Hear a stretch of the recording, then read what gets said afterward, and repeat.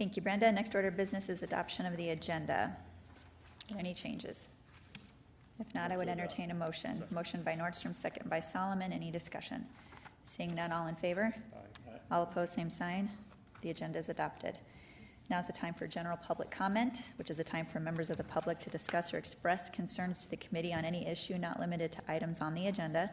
Action, however, will not be taken at this meeting on any issue not on the agenda except by placement thereon by unanimous vote of the aldermen present.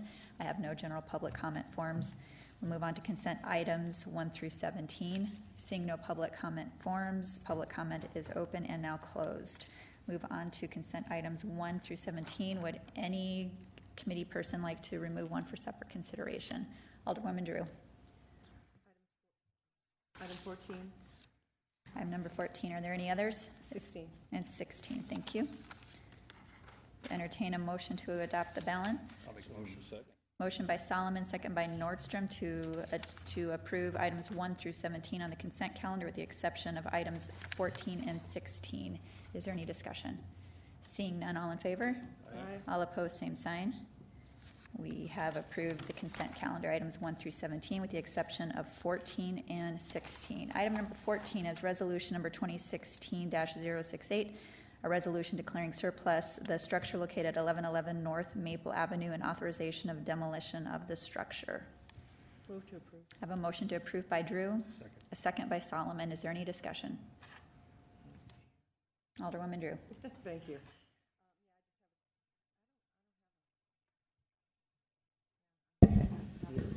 All right. Just a quick question for Dale Tech.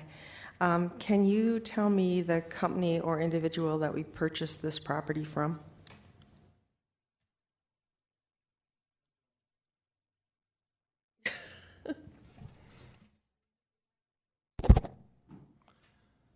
I don't know that right off the top of my head. I believe it was an LLC, but I don't have that knowledge right off the top of my head. Maybe you could find that out for me and let me know. Most certainly. Okay, thank you. That's the end of my questions. Thank you. Thank you. Are there any other discussion, comments?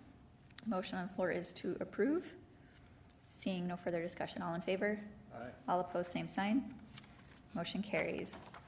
Item number 16 is to authorize Mayor and Finance Officer to sign an agreement with FMG Engineering for design services of a low permeability cap for cell 17 at the Rapid City landfill for $135,328. Move to approve. A motion to approve by Nordstrom, second by Solomon. Is there any discussion? Alderwoman Drew. I guess I don't. Okay. Yeah, I do have a question for Dale Tech on this, Madam Chair. Please. Do we believe there is asbestos or toxic materials involved in this project?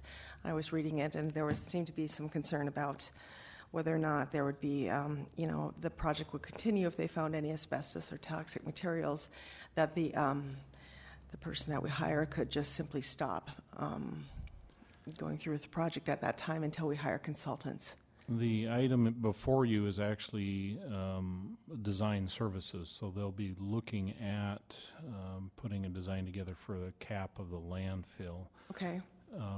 Once the design is complete, we will know all the peculiarities, if you will, about the project. I don't believe that there should be any environmental concerns.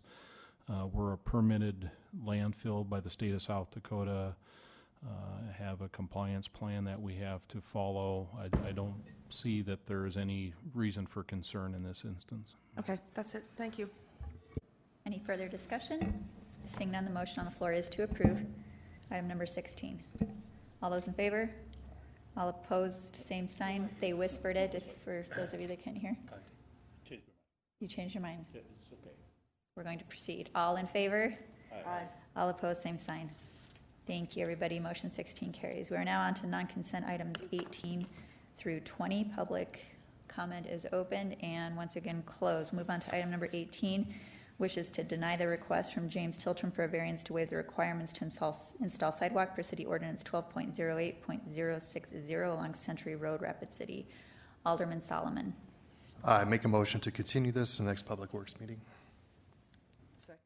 A motion by Solomon, a second by Drew to continue this to the next Public Works Committee meeting. Any further discussion? Can I ask Alderwoman Drew. Can I ask Mr. Solomon why he wants this continued? Yes, you may. Yeah, because Del Tech said they're going to have a meeting later on today, and so we need to get all that information first, and then we can meet. We need information before we make decisions? Okay, I think that's a good thing. Thank you. Any further discussion? Seeing none, all in favor of the continuation? All opposed, same sign. Item number 18 is continued to the next Public Works meeting. Item number 19 is to determine construction of water main in Harley Drive if it's necessary, and to direct Public Works Director to enforce the terms of the covenant agreement with Hogwild LLC. A motion to approve by Drew. Second. Second by Solomon. Is there any discussion? Seeing none, all in favor? All opposed, same sign. Item number 19 carries. Item number 20 is discussion of future construction and improvements of Elm Avenue from its current southern terminus near Fieldview Drive for approximately 800 feet. Do you have any discussion or a motion? Alderman Nordstrom, please. Thank you, Madam Chair. If I can have Dale Tech give us the 4 different options, or remind us of the 4 different options that he presented in an email and correspondence with the council. Mr. Tech, if you wouldn't mind. Be my pleasure. I believe you've all had a chance to read not only my attached memorandum, but also the mayor's. Laid out 4 possibilities for funding. One would do an assessed project. The issue with that would be a lot of the adjoining property owners don't have a direct benefit to this project and would be, I would guess, very opposed to the project and having to pay a significant assessment on their property taxes for a road that should have been built previously that was not. Second option is to add this section of road, or at least the city's funding portion of it, to the capital improvement project. That would take action by the CIP committee, and we would have to bump one of our existing projects off of the CIP plan to be able to get that project built under CIP street funds. A tax increment district would also be a possibility. However, with residential development, there would be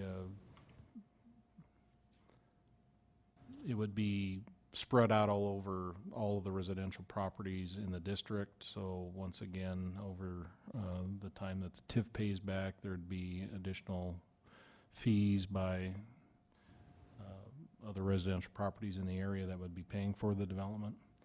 And then the final one is the utility support fund is another funding source. However, there aren't any funds available in that, I don't believe, until out in maybe 2019 or 2020. So those are the 4 funding sources that have been identified. Certainly there could be other funding sources that, such as vision funds or contingencies of all different sorts that could possibly be utilized, but I didn't feel comfortable recommending those at this point in time. Thank you. And Madam Chair, I guess right now I haven't got a great suggestion on it. I've got probably a more favorable one than any other possibilities, and then I've got a second one that would be a likely consideration. But each one of these is going to really hurt the property owners down there, and I think we're starting to see the beginnings of the effects of warps that were passed in the past. So the consideration, I'm going to have to dwell over these a little bit longer, if it's okay with the rest of the committee members, because I'm not seeing a deadline on this yet, unless I've missed it. Is that right, Mr. Tech? That is correct. There is no hard and fast deadline. However, the property owner adjacent to this roadway in question that is wanting to develop would like to do it as soon as possible. So, I mean, certainly there is no December 31st deadline or anything like that, but they're anxious to go, and obviously not anxious to have to fund the entire project when the responsibility lies on others to do that. Yeah, in my limited conversations with the neighborhood down there is that they would like to have a consideration for the CIP project to do this. And right now, that I don't know the fallout effect of it, because once we start what I call shoehorning in additional projects within the CIP, that means somebody's going to get dropped off the list, bottom of the list. And I don't know the details of who's going to be removed from that list at this point, so I need to do a little bit more research into that area. I think Mr. Tech has also explained very well why a TIF won't work down there. I'd like to see it done, but maybe there's some other hybrids we can work with a TIF on that. And so I'm still going through the process of deciding which way to go on this. So if we can allow us a little more time, and I believe we won't have any real construction starting up this fall anyway. It was just they need to do, the developers need to do more planning on this. So this is one of the considerations that has to be taken into effect for all of that. So thank you. I'll yield. And if there are no objections, I think it might be a good time to interject some history on this item. The developers have been, actually the first developer was Harold Beese, and he couldn't get anything done through the city. His thinking was that it was all the city and a lot of red tape. Because the bottom, in a nutshell, story that they were getting was that because of this warp that was granted, I believe, 10 or more years ago, they were going to be responsible for the full 800 feet both sides of the road. That if they were going to tap this area for development, they were going to be responsible for the entire amount. Well, of course, that didn't seem fair to them. Since that time, and a lot of iterations and many tens of thousands of dollars spent on plans and then getting nowhere, Harold has turned it over to his daughters. I've been working with the daughters to in the last few months to try to revive this. They are ready to develop. But the issue is that a decision City Council made many, many, many years ago, before any of us were on this council, has resulted in this pretty financially substantial problem for these developers. Now, at the time, I can imagine that the council was faced with, well, hey, this developer is responsible for this half of Elm Street. However, all of the property he's developing, all these homes, their backyards abut that street. So those residents buying those lots are not going to access their homes from Elm Street. So I'm sure at the time it seemed like a commonsensical, oh, well, why would we make them put that in now when they're not going to use it? Well, here's the reason why. Because now that developer has tied, that warp to each of the properties within that subdivision. And so we're talking an $8,000 to $11,000, depending on how you run the numbers, assessment to each of these homes. I personally don't think that is feasible when it's a decision of the council that created that problem, no matter how many years ago it was. And so bringing the developer and staff and the mayor and everybody to the table to figure out what kind of options we do have, because it's a problem that the city created. So what tools do we have to fix it so that we are no longer impeding the progress of this developer, so they can, move on and improve that area, and still make it financially feasible, because if they have to bear the full cost of this, which they shouldn't have to do, there's no way that it's going to work. So we need to figure something out. And I don't know if I have all of the answers, but certainly having worked with them through this process for the last several months, I'm happy to entertain any questions. Mr. Solomon. Thank you, Madam Chair. So before I provide my comments, I'd like to make a motion that we move this to the City Council meeting without recommendation, if I can get a second. We have a motion and a second to send to council without recommendation. Mr. Solomon, you still have the floor. So I appreciate the backstory on that, and I can tell you I am not in favor of assessing the homeowners on this. I don't believe they should be penalized in this situation for something they weren't originally part of, and they're not going to see any direct benefit of it. I do think we need more time to figure out where the funding source is going to be, but want to put it out there that these are the kinds of things. I think we do have to have the courage and really the vision to think ahead on these things, to ask, where's this going to end up in 5 or 10 years, and is it going to come back, and who's it going to harm? Because the developer will, or the builders will transfer that, those legal requirements onto the next homeowners, and this is probably where the warp has got us in trouble. And these are things I think we need to think through kind of more big picture stuff, so that we aren't hurting folks when it does come up, because we're a growing community. We're a growing community, so these things are going to come up more and more. And I think hopefully many of us are on the same page when it comes to that moving forward. So I'll yield the floor. Alderwoman Drew, please. Thank you, Madam Chair. I have to agree with my council mates on this one. I don't believe the city should assess the homeowners because of something that happened 10 years ago. I do have a question, though, for Mr. Nordstrom, since he seems to know about the CIP, or maybe this is for Charity Doyle, but I'm going to ask Mr. Nordstrom. Sure. So when you were talking about maybe adding this to the CIP and bumping another project, that would be unfair, as you called it, shoehorning, how far out would it, a bump another project? Are we talking about a year or 2 years? What are we looking at? A little bit more investigation has to be done into that part of it. Right now, I don't know that we know the total cost of the developer that's putting forward on that.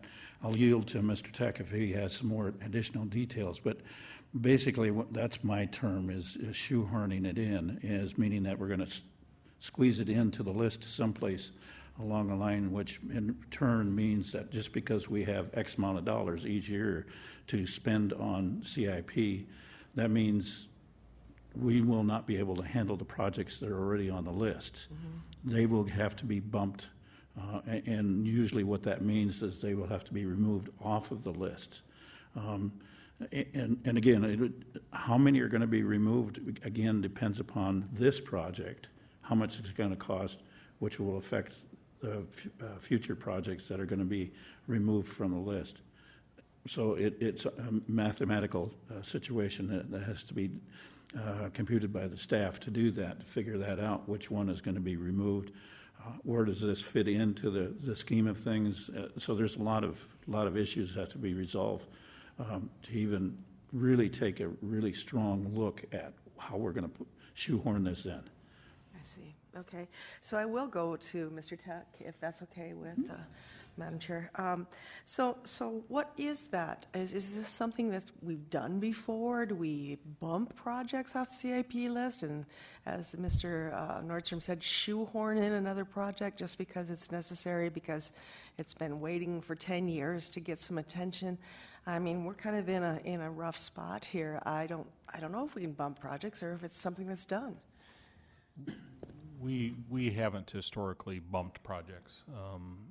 I'm sure there's an instant where something came up that was kind of an emergency, and things were probably shuffled around to try to accommodate it.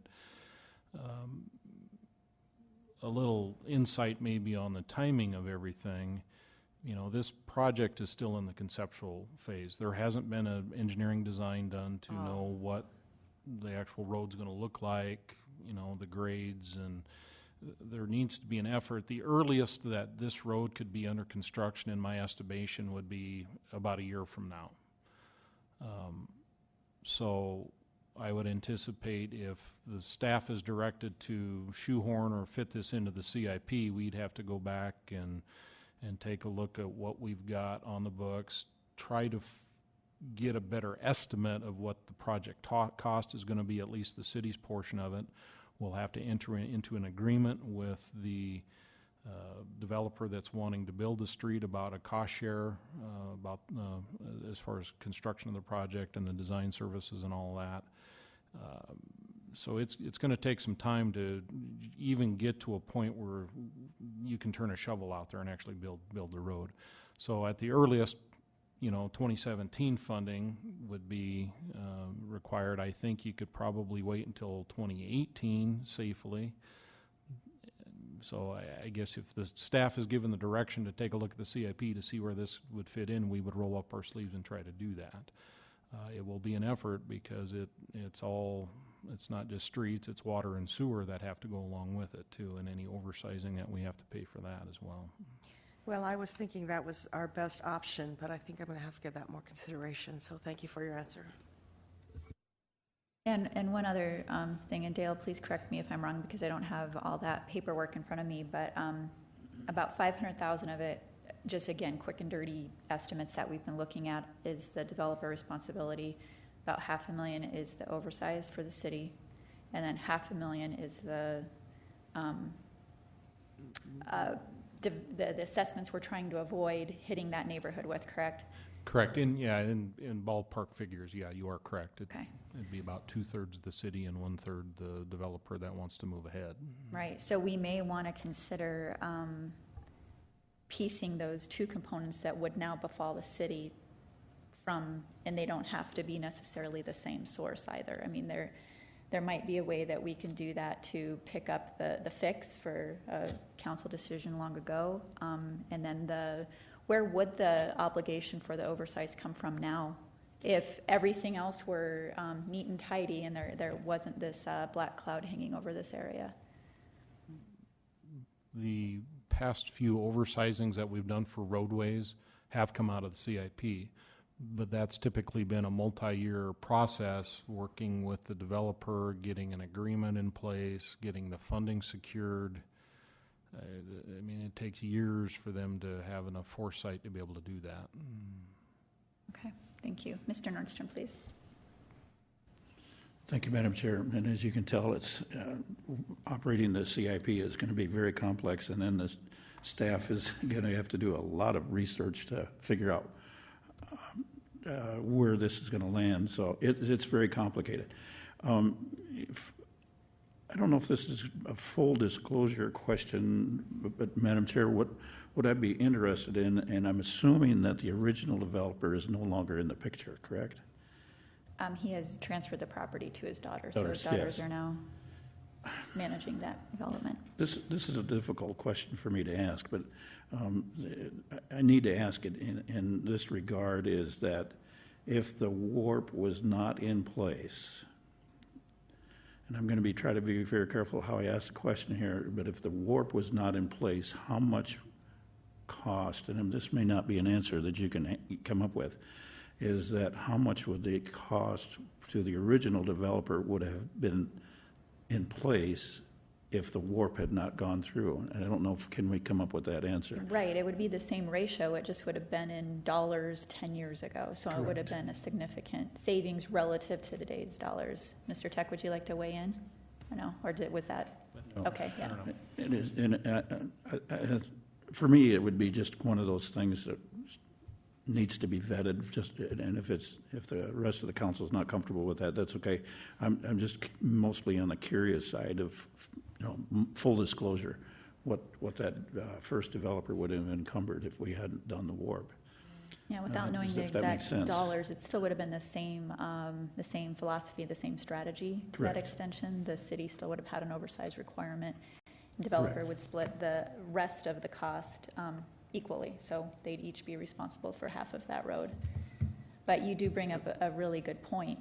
When we are considering these types of roll forwards or waivers of right to protest in the future, tomorrow's dollars most likely are going to be worth less Significant. than today. So it's going to cost you more. There's no way around that at this point. So Thank you, Madam Chair. Appreciate this discussion and this point, and I think it's something else that needs to be weighed in with future considerations for, well, maybe even the existing warps that we're probably going to go through and evaluate. But it's part of that discussion that needs to be one of those tough things that need to be taking place when we do that additional discussion on what we're going to do with warps in the future. Thank you. I'll yield. one question that's come up for me, Mr. Tech, if I may, is how often do we see waivers of right to protest granted for street improvements? I mean, I in my 5+ years here, I'm not remembering any, and I could swear I remember discussions in the past where it was indicated that we don't do that any longer. sidewalks is usually it, but can you explain a little bit Well, about that? I want to say going back a decade or so, I think it was a tool used to get development going. It's like, well, we're not going to worry about that now. Let's get this stuff going. Well, it's finally caught up to us. I think staff has been pretty cognizant of that here the last 4 or 5 years and have not recommended warps for that very reason, that, hey, the road's going to have to be built sooner than later, and we don't recommend delaying that any further. The item on the agenda before this is a good example of that. Was instead of a warp, it was a covenant agreement that deferred the improvement, and now that person is still responsible and has acknowledged that, yep, I agree to that, and I'm gonna get that built. And that's the way we need to move forward. The warps just are kind of like I said, I think it was a tool just to get platting done in the past. Okay, thank you. Any further discussion? We do have a motion to send this to council without recommendation at this time. Seeing no further discussion, all in favor? Aye. All opposed, same sign. Item number 20 is rolled to council without recommendation. I would entertain a motion to adjourn, please. Second. Solomon made a motion to adjourn. Drew second. All those in favor? Aye. All opposed, same sign. We are adjourned. Thank you, everybody.